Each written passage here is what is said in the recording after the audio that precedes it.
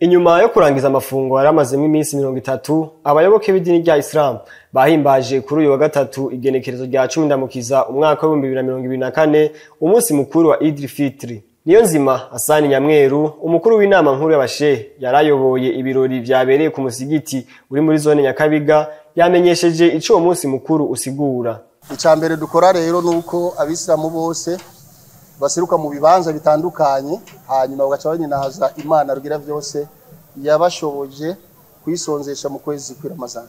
Burya wiyegereje kuhoraho akagushoboza kwisonzesha iminsi 30, ni ikintu gikuru cyane, si bose bakironka.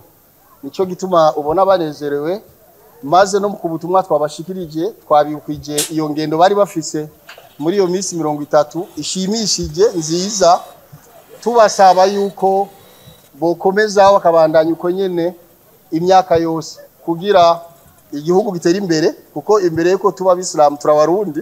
Kibazo cyuko uwo munsi mukuru ugeze mu Burundi havugwa ibibazo bitandukanye bihanza bene igihugu, yishuye ati: burya amagorwa ibintu vyose bibi bibashikira, Imana Rugira vyose ntishobora kubihindura ikabikura mu gihe mutarahinduka mwebwe mu bicumuro no mu makosa mukora.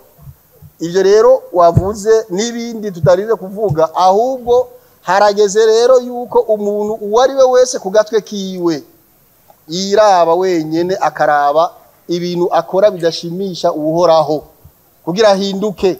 Burya duhinduse hanyuma tugaca dukora isababu, no kuvuga tugakura amaboko mu muzu, kujya nyakubawa umukuru w'igihugu yamaduhimiriza tukaja ku kivi, na kibura izo nzara muvuga, izo ngorane muvuga vyose bizohera. Yadullahi mal jamaa, uko niko twigishwa mu dini ryacu, ati imuwe zuhoraho zizobashikira mu gihe mwese muri kintu kimwe mufatanye mu. Tubibutse ko nkuko vyanditswe mu gitabo ceranda ca Quran, mu kwezi kw'amafungo birabujijwe kurya, kunywa, kwiyumvira canke gukora ibijanye n'amabanga mpuzabitsina, eka ndetse no gufata ibyayuramutwe bitandukanye mu gihe c'umurango ku bari mu idini rya Islam bose.